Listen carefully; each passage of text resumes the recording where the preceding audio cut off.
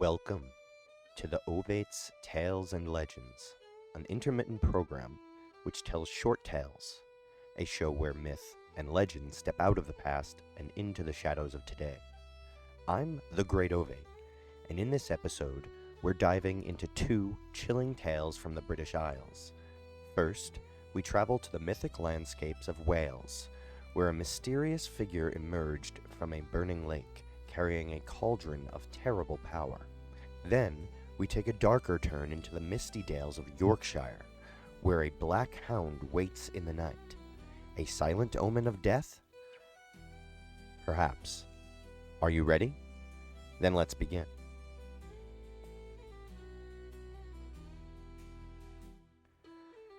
Thasar Thesgeth Ewid. The Cauldron of Rebirth. In the depths of a burning lake, where the water bubbled like molten iron, a figure arose. Thasar Thesgethewid. His body burned blue hot, his eyes glowed like embers, and in his hands a great black cauldron. He stood and strode from the flames as his wife, dark and formidable, followed close behind. Together, they carried the cauldron to King Matholwch of Ireland, offering him a gift beyond measure. This cauldron, Thasar declared, will grant new life to the dead. At first, Matholwch was in awe. Imagine an army that could never fall. Warriors who, even when slain, could rise again. But there was a price. The cauldron did not return the dead as they were before. It stole their voices, their souls. What arose from its depths were warriors who felt no pain, who obeyed without question, who fought without end.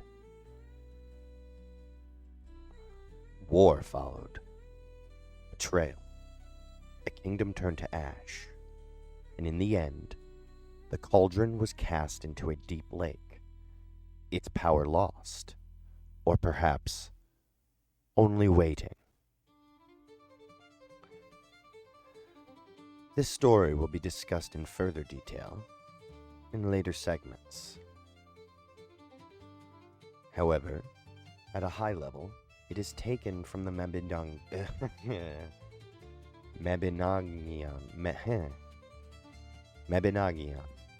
Practice these words, believe it or not. Wales's greatest collection of myths. It is one of those ancient tales that feels eerily relevant today. The Cauldron of Thasar Thesgethewid. Doesn't it remind you of the modern fear of technology and power without morality? A force that grants strength, but strips away humanity. There's also the question of Thasar himself.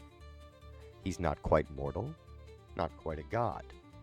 Some scholars link him to older Celtic deities of fire and metalwork, akin to the forge gods of other mythologies. But what do you think? Was he a divine blacksmith, a trickster, or something else entirely? Either way, his cauldron leaves us with a haunting question. What is the cost of resurrection, and who decides who should return?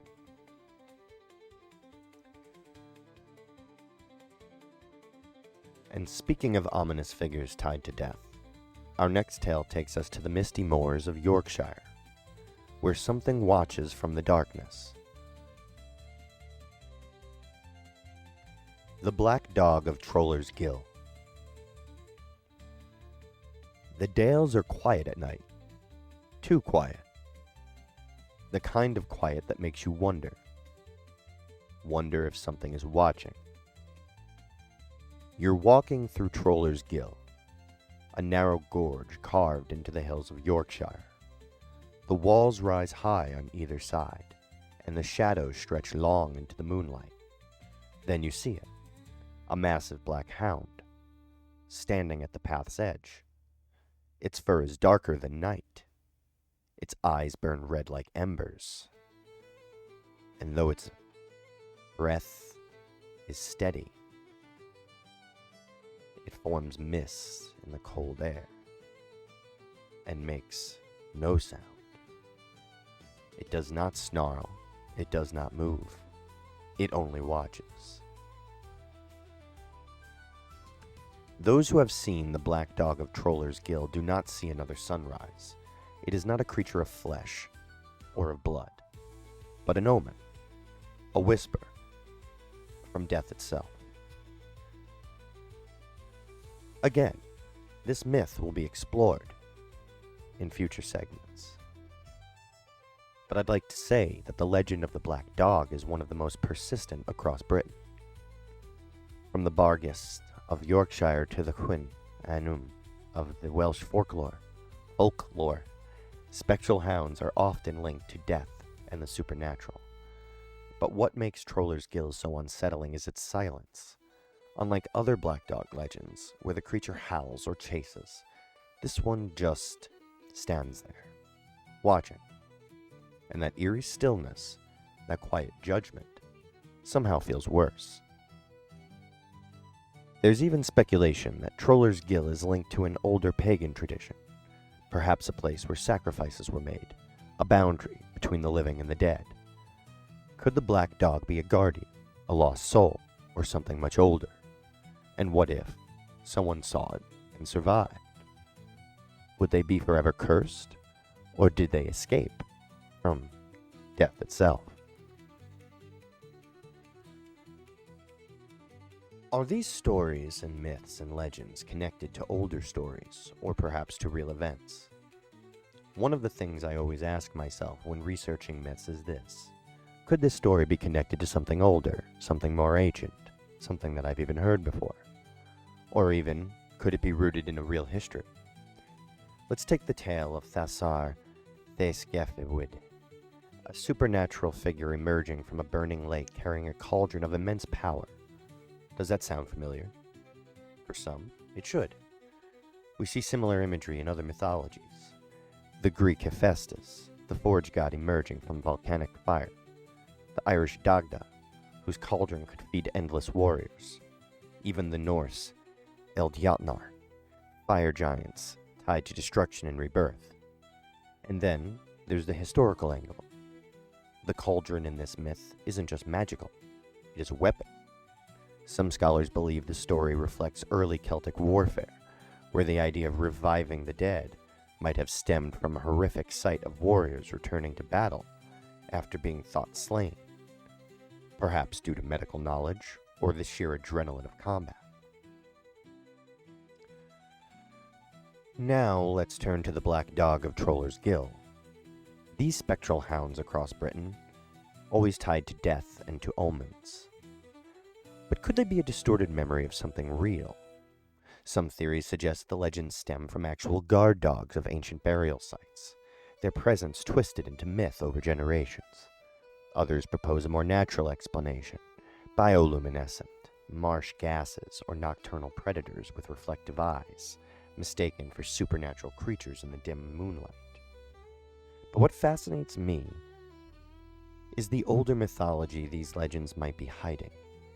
The black dog closely resembles Cwyn Anwen, the spectral hounds of the Welsh underworld, said to roam the land hunting lost souls. Are these really different myths, or perhaps fragments of the same belief, slowly evolving with time? And that's what we'll be exploring later this month on the 21st, when we dive into the oldest myths of Britain and Ireland, the stories that might have given birth to these legends.